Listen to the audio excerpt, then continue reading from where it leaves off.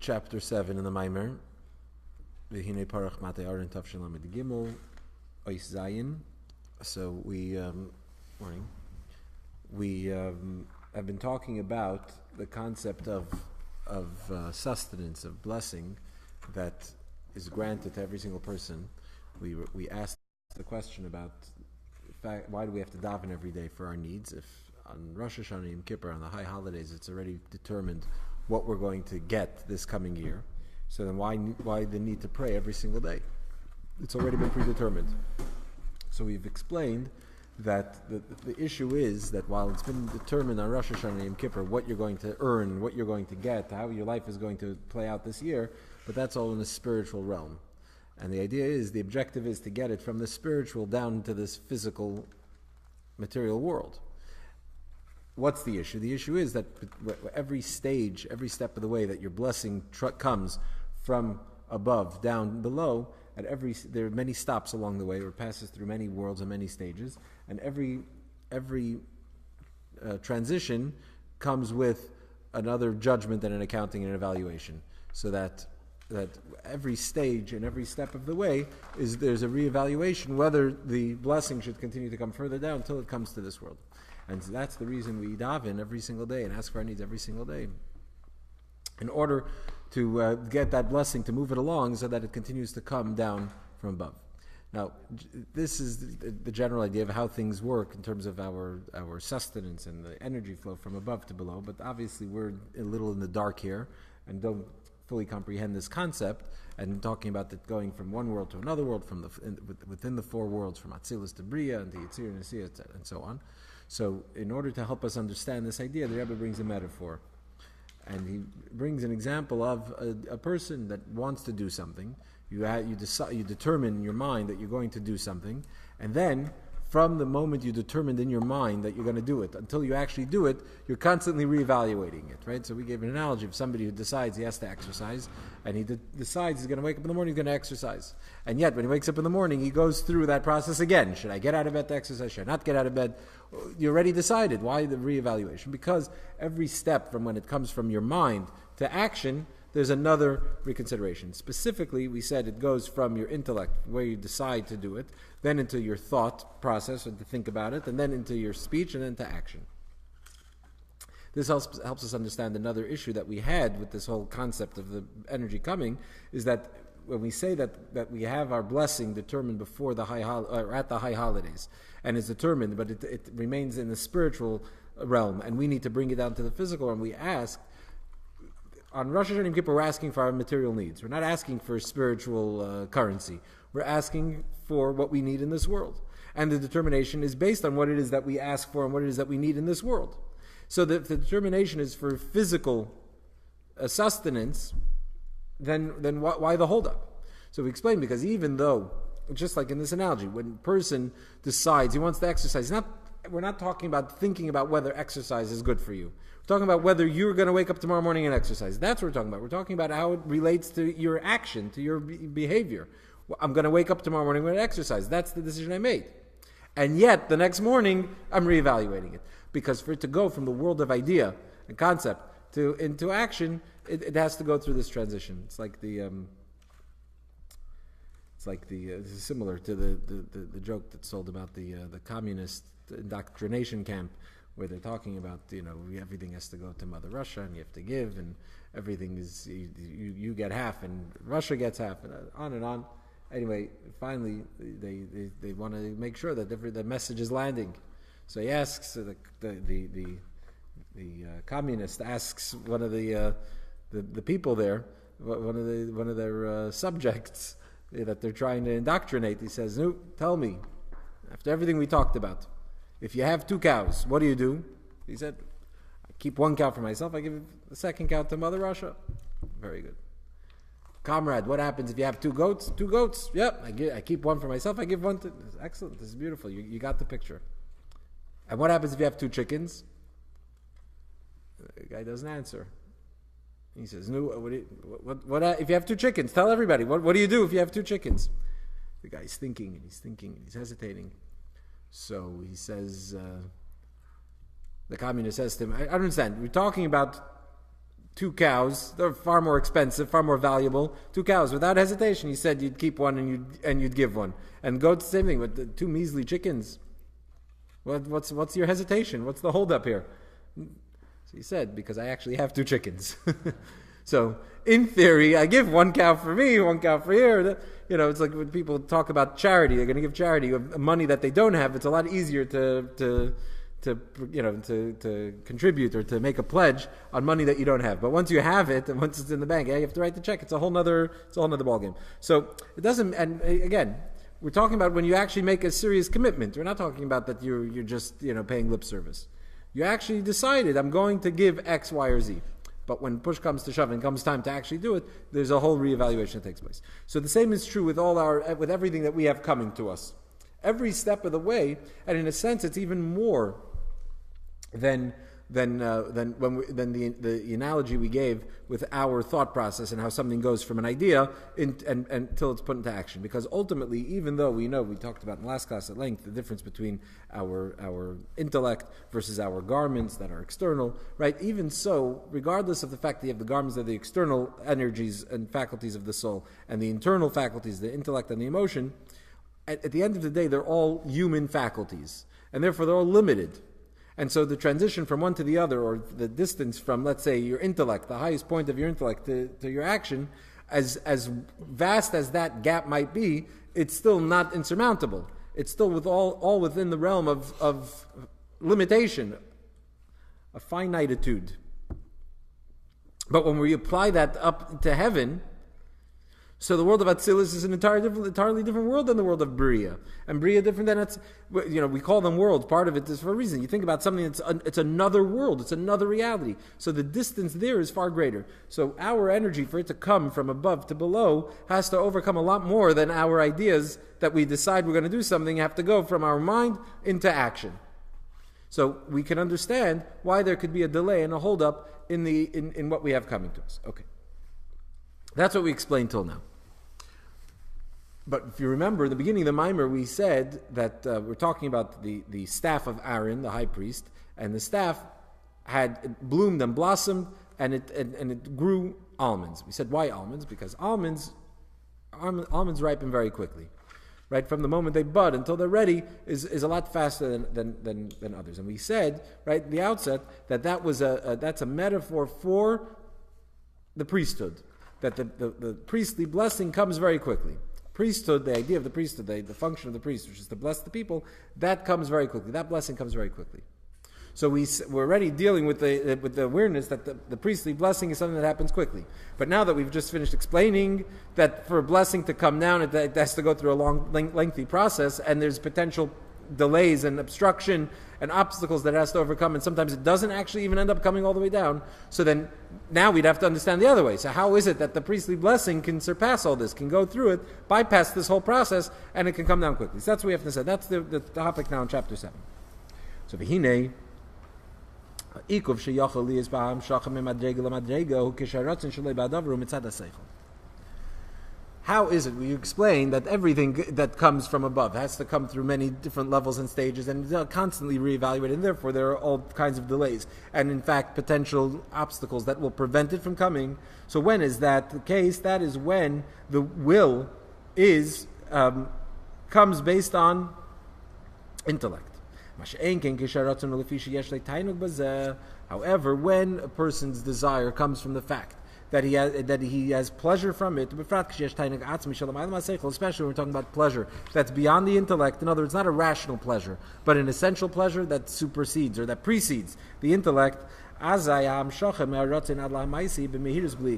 So again, we're back in the metaphor here. We're talking about a person who, let's say in the analogy we're giving, that decides he wants to exercise, and yet the next morning he's got to wake up and still reevaluate. He has to go through that whole process again to bring it to the next step, and the next step till he finally gets out of bed and goes running. But that's true when the decision to do it, or even the desire to do it, is based upon intellect. The doctor told me I'm unhealthy. He told me I need to exercise. I want to take care of myself. So therefore I have to exercise. So then there's always a reevaluation. But what happens if it's something that you're passionate about? What happens if it's something that you have pleasure from? Something you enjoy? So then there's no problem. Just like you get your kids up for school in the morning, You see, the morning that they want to be in school because they're going on a trip, they get up a lot quicker than when they... Why? It's the same waking up, they're just as tired. But when there's a desire there, there's a pleasure there, it's a whole different experience. So when you have something that you're passionate about, that you enjoy, that you want to get out of bed for, it's not that I need to get out of bed for this because this is what I decided is the right thing to do. But it's something I want to do. So then there's no delay. So then there's no gap to overcome. Yes, it has to go through that whole process. We're going to see in a moment. But it goes through that process very quickly. No reconsiderations on the way? No. So what happens? When a person has this desire and he decides that he wants something, so then the will, which, as we've explained many times in our class, we talk about the fact that will is higher than intellect, right? It's beyond intellect. And so therefore the will powers or influences the intellect, so that a person, it streamlines this whole process where it goes, since you want it, so automatically you're going to very quickly come to decide that you know rationally why you should have it or why you should want it. And then from the intellect it goes immediately, it moves on to thought, and from thought into speech, and from speech into action. And it's not just that it propels it and pushes it through, but it goes from one stage to the other without any delay. It goes swiftly. So this idea that when you want something, it goes quickly, there are two components to this. Number one is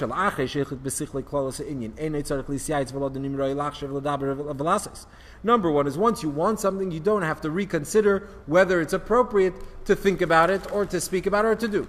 In other words, back in the analogy, we're talking about when it's rational, so I come to the rational decision that I should do something. In other words, I've made a rational argument, an intellectual argument, as to why the thing should be done. And yet, to transfer it from that stage, to carry it over from the stage of intellect to even thinking about it, or from thinking to speaking about it, and then to the actual stage of actually doing it, I reconsider, is this something that I should be doing? Even though I've already decided it's something I should do, but when it comes to the next stage, I got to reconsider. And as we discussed earlier, it's possible, once I'm reconsidering, it's possible that I'll decide that I shouldn't do it. So that, theoretically, it's a good idea maybe to do, but now, when push comes to shove, when it comes to action, I might decide no, I might decide against it. But when I have a desire in it, so then that pushes it all the way through. And I don't reevaluate. There's no possibility of me not going ahead and doing it, because I'm going to push it all the way through. And furthermore, all these stages that it goes through, as it goes through the garments, from thought to speech and speech to action, it goes automatically.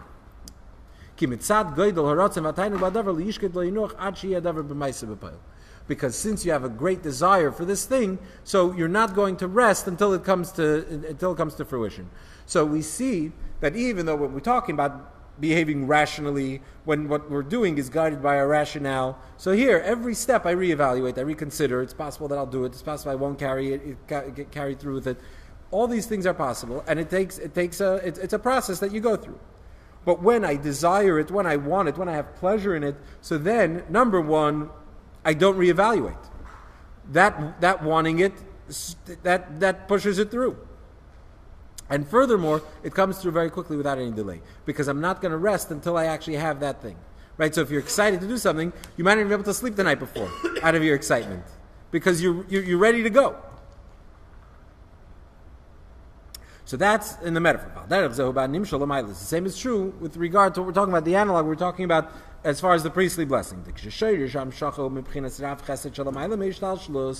when the source of the blessing that we're talking about comes from Rav Chesed. Rav Chesed means the abundant kindness, which Rav Chesed is beyond Hishtalshus. Hishtalshus, everything is limited. When we talk about Hishtalshus, that Hishtalshus literally means the evolutionary process of creation, the way everything comes in stages and in order and in a system. So beyond, and that's creation, is all about order and system and levels and stages. Beyond that there's no limit, it's infinite. Right? So Rav Chesed, the abundant kindness, it's Rav Chesed that's infinite, that's beyond Hishtalshus, meaning it's beyond the limited order of creation. So Azai Nimsheches Hashpa Lamata. So then This kindness that stems from kindness that's beyond hishtalshalus, so that comes down here below. Al yidei hadargis, the kol seid hishtalshalus goes through, it passes through. It has to pass through all the stages and all the steps in heaven, but it passes through b'mehirus g'dayla b'li yikuvim. It goes through swiftly without any delay. In other words, just as we said in the analogy, that when it's something that you want and you have pleasure in, and your pleasure is beyond your rational self, beyond the limitation of your intellect and your emotion and your garments, because your will is in a sense infinite, it's beyond limit.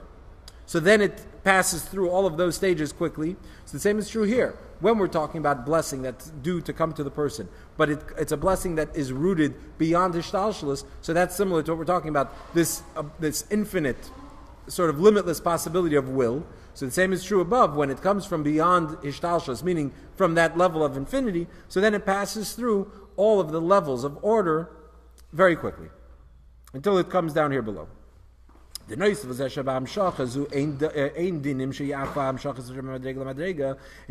the fact that when it comes from Rav Chesed, when it comes from beyond Hishtalshalus, beyond the created structure and order of the universe, so there's nothing to prevent it, to delay it, and to hold it back from coming down to the next level.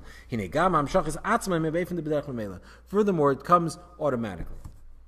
In other words, there's no reconsideration. There's no reconsideration. There's no possibility. Since there's no reconsideration, or deliberation, there's no possibility for it to come to a contrary conclusion to say it shouldn't come. And number two, without evaluation, so it comes automatically. This then is why the priestly blessing comes swiftly, like we said about shkedim, about the almonds. That talks about the idea that priestly blessing comes quickly. Because the priestly blessing draws from beyond hishtalshalus. As explained elsewhere, that the priestly blessing also has the advantage of prayer. And through prayer you can create a new will that's beyond the shalshalus, and therefore it comes swiftly. What did you just say in the end here? So the idea that the priestly blessing is similar to prayer we'll leave on the side, because that's not the subject here of this mimer. It gives us other sources here. Note 30, where we can go explore that idea more. But what's the point though of it being like tefillah, like prayer? So there's a difference between blessing and prayer. The difference is that when we talk about blessing is something that you already have. Why do you need a blessing for something you already have, something that's already done? Because as we've explained, it's possible for it to get stuck somewhere in the process as it comes down to here.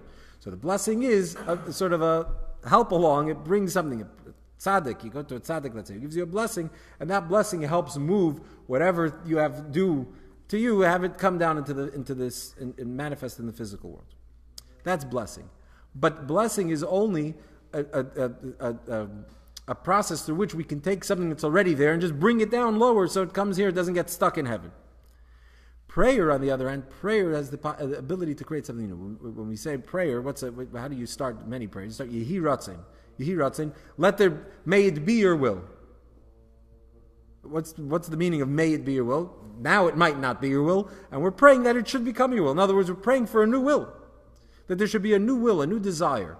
So we're prayer. The power of prayer is that you could create a new reality, something that wasn't there. The famous example from Tanakh, the story of Chizkiah, the king who was dying and couldn't be helped, couldn't be saved, and yet he prayed. And what happened as a result? He was able to be granted new life, and he was going to have a child. We know how that turned out, but that's another story. The point is that he was able to, even though he was destined to die, that was his reality. The power of prayer was able to change that reality, create a new reality for him. Going back to blessing, so we know the famous story of Yosef bringing Menashe and Ephraim to his father, to Yaakov, before he passes away. So Joseph brings his two sons to his father Jacob. Before Jacob's on his deathbed, he's about to die, and he wants him to bless his children.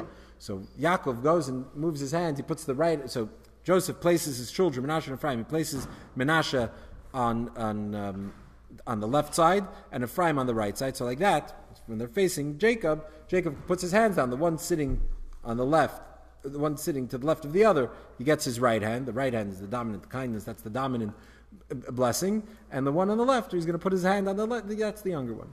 So what does Yaakov do? Yaakov couldn't see at that point, but he switches his hands. He puts the right hand on the one to his left, and the left hand on the one to the right.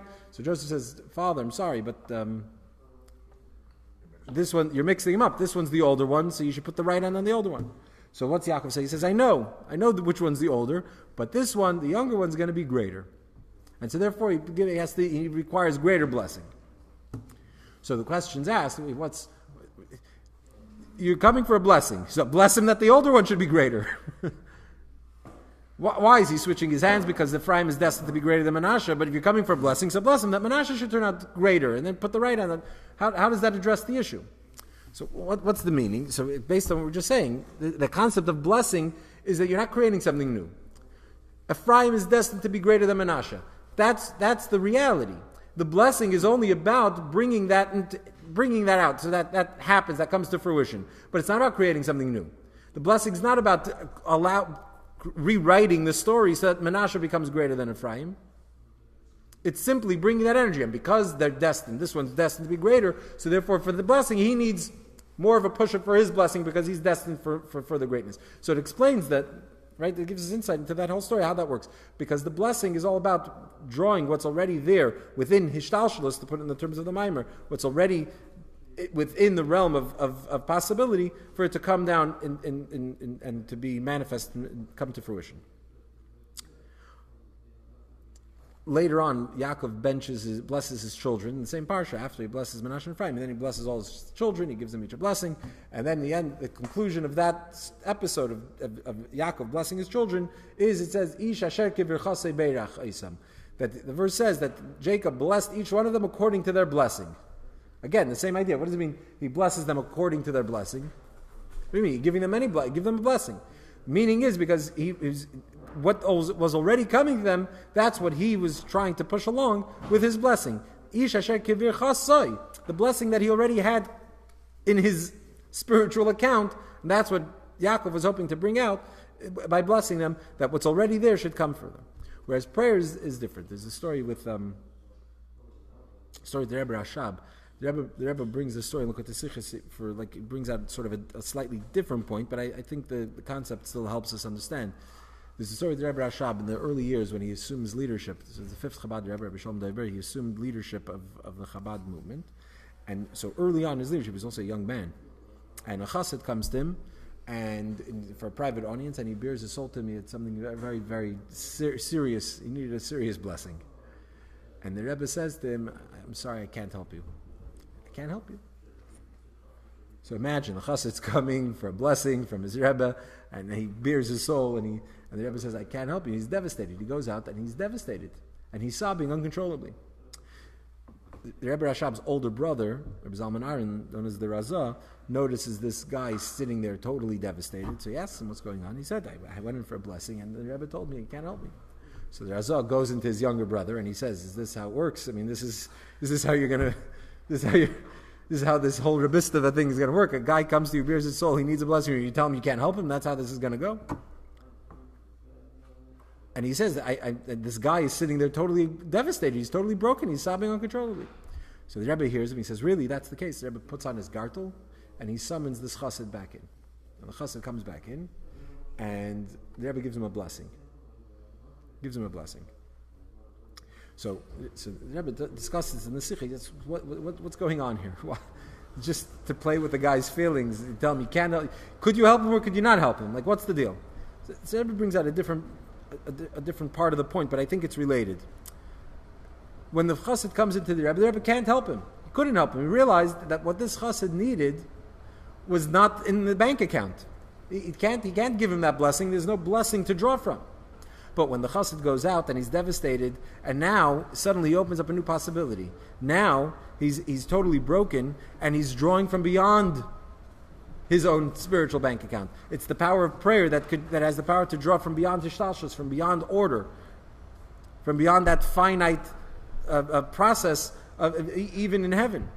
And as a result, he opens himself up to a new possibility. So when the Rebbe hears that he's totally devastated, he's out there and he's breaking that mold, now suddenly the door is open for the possibility of a blessing. And he calls him and he gives him that blessing that then comes to fruition. So this is the idea of Birchas Kohanim, the priestly blessing. The priestly blessing has this power similar to prayer, in that it's not merely a blessing about accessing what's already there and just drawing it further, which has to go through delays and a process, but it's about reaching, the priestly blessing comes from the level of pleasure and desire of God that's beyond the order, beyond the finite order of creation, beyond Hishtalshalos. And as a result, it comes quickly.